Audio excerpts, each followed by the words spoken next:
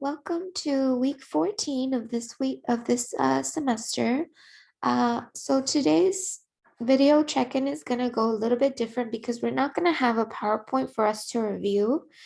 Since we're entering the last few weeks of the semester, I want everybody to just focus on sitting with all of the material that we've engaged with, reviewing the final study guide, and just, ending the course in a very um, calm way so that nobody's overwhelmed with any overwhelming projects or anything like that. The final exam I'm going to talk a little bit about in this check-in, but I also don't want anybody to worry about the final exam.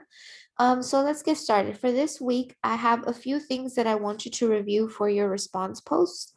Um, a lot of the things that or a lot of the readings that we've engaged with this semester have all talked about the power of storytelling and the power of Black and Indigenous people being at the forefront of their own narratives and stories and projects and social justice organizing movements. Throughout the course, we have read very few works about um, people's ideas or conceptualizations about race and gender from an outsider perspective. Most of the readings that we've engaged with have all been from people who are rooted in personal experience. This notion of autoethnography, which we've talked about all semester, storytelling, visual performance, all of these things play a critical role in the type of stories that are told. So for your response this week, I want you to think about how is creative storytelling, such as film, poetry, writing, the letters from detainees that we've been reading from South Texas, how are all of these used to imagine and fashion new ideas, identities, and worlds? I also want you to consider what roles do creative storytelling platforms play in portraying underrepresented identities and communities. And how does this differ from the mainstream examples that we've kind of analyzed? And you can think back about this through different moments in history. There are certainly so many contemporary examples that you can think about and think through to answer this question. And then the last question, and perhaps the most important question for you to think through, is how can you engage in activism on campus or in your community? And this is one of the things that I really want students to think about. Um, this class, of course, is an introductory course that many students take to get their credits certified for their curriculum to be able to graduate.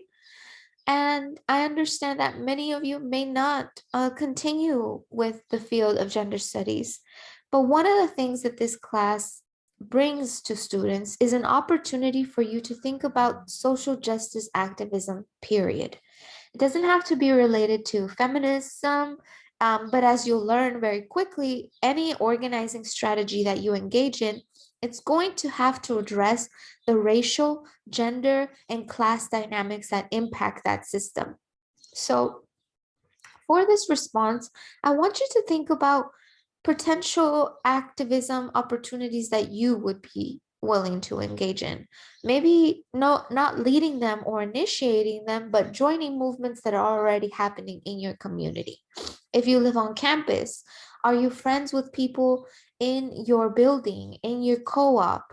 What kind of community events do you join together? And how are y'all organizing to fight against the university systems, right? We know that the university has changed significantly with this pandemic and that students are at the forefront of leading initiatives that actually challenge the university to provide the resources and tools and spaces that we need as students, as instructors, and as a university community system that inhabits other geographies and other landscapes in relation to the state of New Jersey.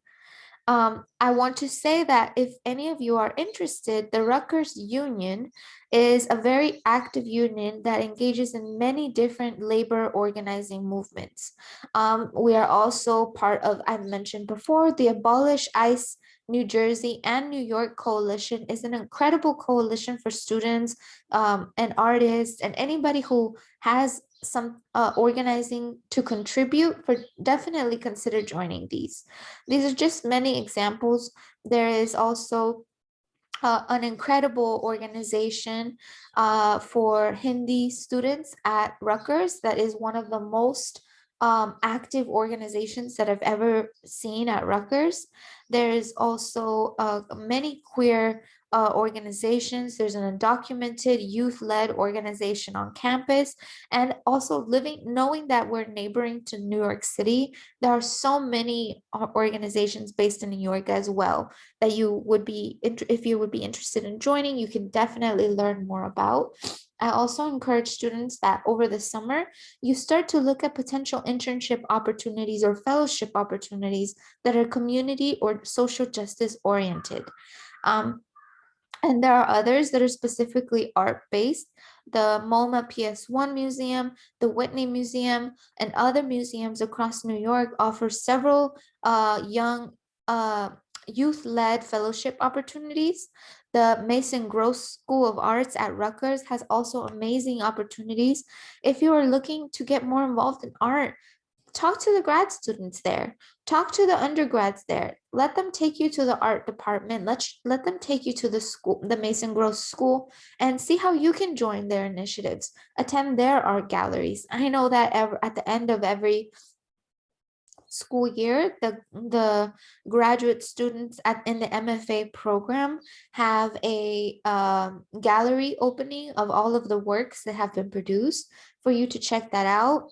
The Rutgers New Brunswick Library and the main one next to the American Studies building, they have several different exhibits happening all the time. I'm not sure up to date what's happening because of the COVID situation, but be on the lookout for all these opportunities and figure out and learn how you can join them.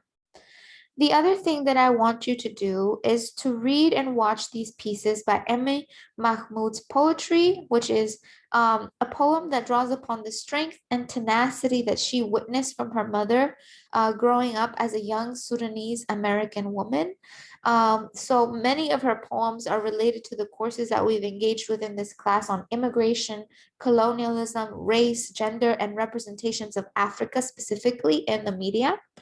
Um, Another amazing poet and performance that I want you to look at is by Elizabeth Acevedo, who powerfully writes about her experiences being an Afro-Latina in the US and how she's experienced multiple cultures, languages, and backgrounds.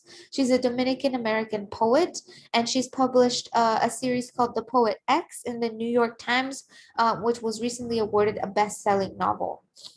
And then finally, for your extra credit, I really want you to check out this film here by Tourmaline, formerly known as Raina Gossett, whose work we've engaged with throughout this entire course.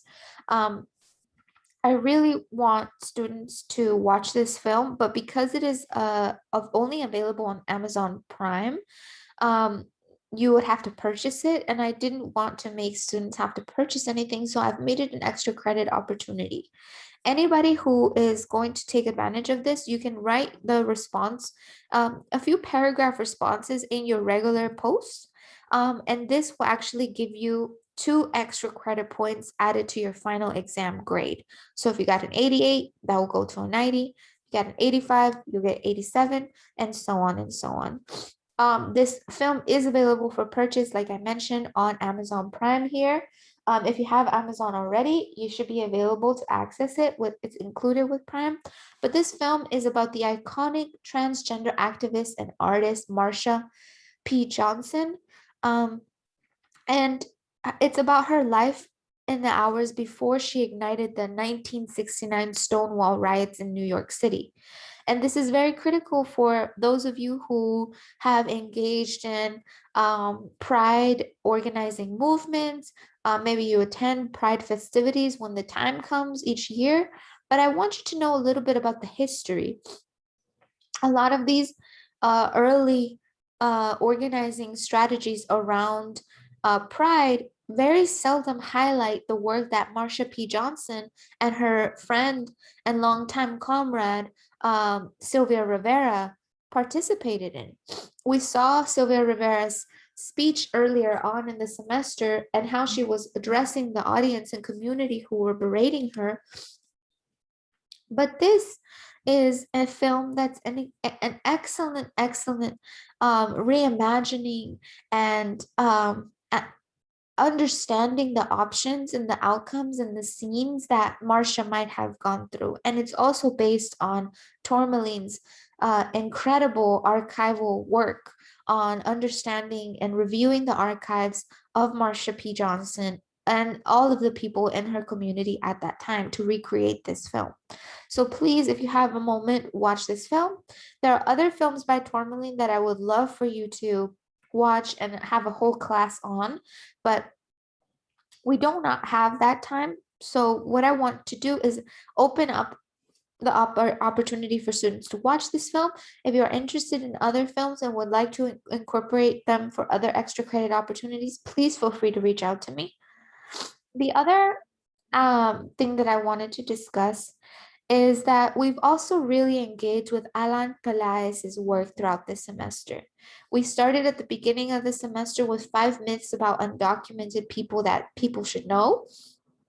And I wanted to plug their work here because they have been doing an incredible tour called the Kindred Tour, which is in collaboration with Ariana Brown, who is also an incredible poet, Black Mexican poet, who has dedicated over 10 years of her life to organizing, developing writing materials, poetry, all of these amazing resources for students and particularly Black migrants to review and benefit from. So I definitely wanted to plug that in here.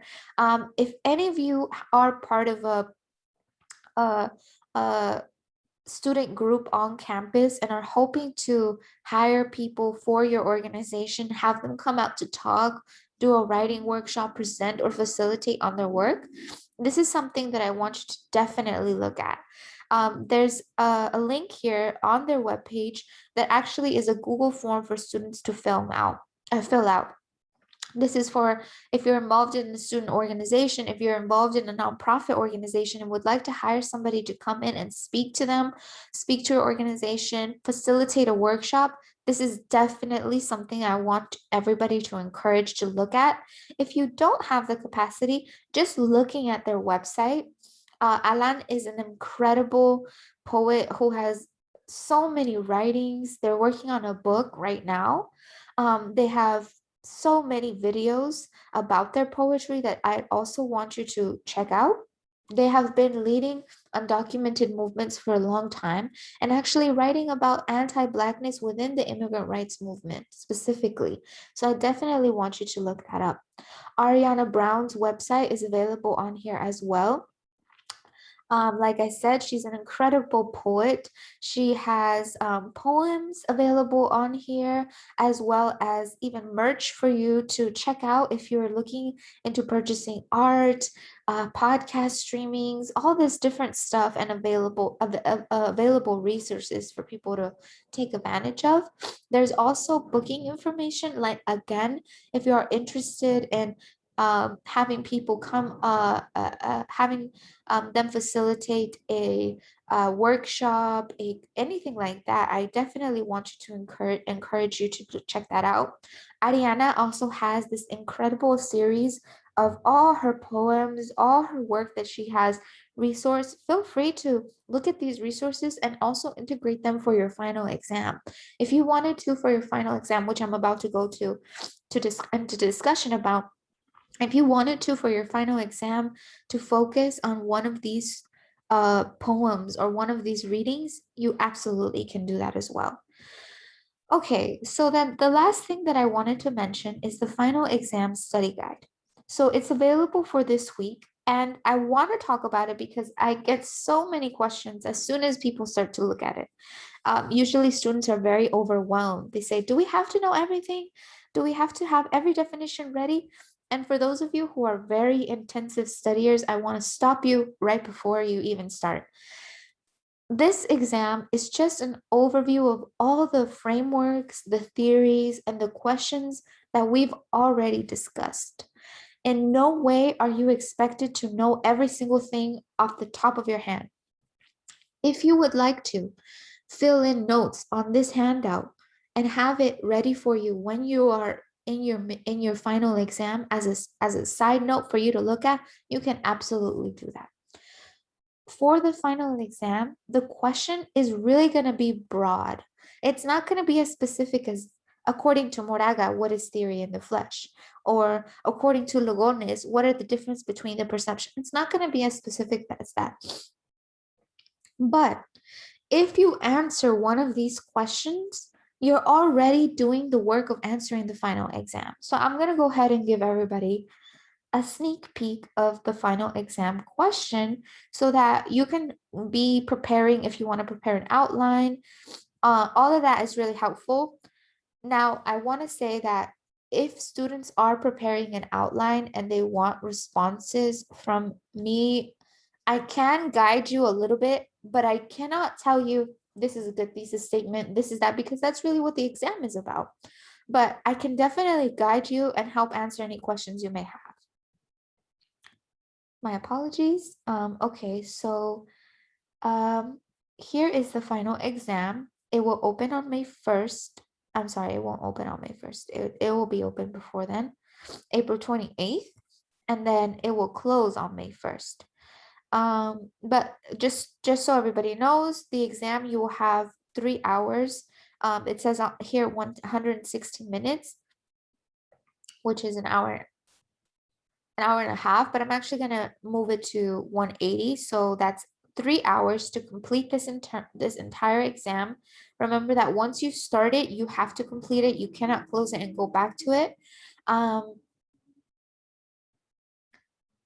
Oh, one other thing too here is that many of you did not underline your thesis statement for the midterm, and I did not take points off for this, but it was very challenging to identify what your thesis statement was. So I want to emphasize that it's very important you underline your thesis statement and remember that it should always be at the very beginning of your introductory paragraph.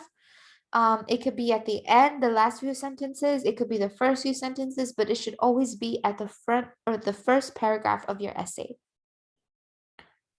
Okay, let's see here. So like I said, it is also an open book exam. So if you want to have the completed final exam review completed and filled out and printed out next to you, you can definitely have that. Also, you can have it available on your computer. I just say for accessibility, you might want to have like a copy of it next to you or on an iPad, whatever your access preferences are. The other thing is make sure that you're using the correct citation format. You should have a references list. Make sure that you're identifying the key terms that you're using and that you're paying attention to the terminology, the pronouns, all of that. I do get questions from people about making sure that you're using the correct pronouns. And my advice is if you're not sure, always use they, them to refer to a person if you're not sure about the pronouns. And then also Google the person and see what their preferred pronouns are. Most people usually have a bio page. So the exam question is here down below. Part 1 is discuss how examining the history of feminism reveals the workings of white supremacy in the white women's movement. Why is it important to challenge the category of woman? And historically, who has had access to this category, in addition to what communities have been denied access to gender altogether? And here, there's many readings that you can think through. My first go-to is Spillers because we talked a lot about her work for about a week. We focused on her essay. Also, early workings of Sojourner Truth's essay. For this final exam, you can use, I think I had stated previously that you're really only focusing on the workings from 8 weeks, the material from week 8 up to this point. You can definitely do that. You can also reference earlier readings. You will not get any points taken off if you focus on earlier readings, none of that. Part two is why is it important to center feminist goals and projects in terms of abolition? How is the prison a racialized and gendered apparatus? And really, these are kind of technically two essays that you can write, but for the purpose of this exam, I want you to just focus on writing one essay. The first part can be answering this first question, and the second, if you want, if that helps you, you can break it down into two parts. The other thing that I recommend students to do is to integrate it both. So when you answer part two, you're really also getting at a lot of the questions that are posed in part one. So really it's up to you how you want to structure it. I just ask that it has a body, an intro, a body, and a conclusion. Remember, a body is not just one fat paragraph. It can be many different paragraphs broken down. Typically, a paragraph has 4 to 5 sentences. You don't want to do too much summary because I want to read your own ideas about this. And you can definitely include art, videos, interview, articles. You can definitely refer to Alan Pelaez's work, even if we haven't engaged with their reading and you want to add an extra video or something that you saw, I encourage that as well. The same thing for Ariana Brown. And any questions that you have, please feel free to reach out to me and ask me. We will not have the final exam until next week, so this is very early preparation for you to start thinking about. And for now, I'll leave the video off, the video check-in here. Please, if you have any questions, any concerns, feel free to reach out to me as soon as possible. And I look forward to finishing off the semester strong with all of you. I know I mentioned in a post earlier on that all of you have definitely earned an A in this class. If you're worried about your grades or you're concerned about missing assignments and you haven't been able to turn them in, please reach out to me. I am very flexible and I'm willing to work with all of you. I don't want anybody to walk out of this course feeling stressed out or disappointed in any way. I want everybody to feel happy and content with this semester. And if you have any questions, like I said, feel free to reach out to me. We'll be in touch soon. Thank you.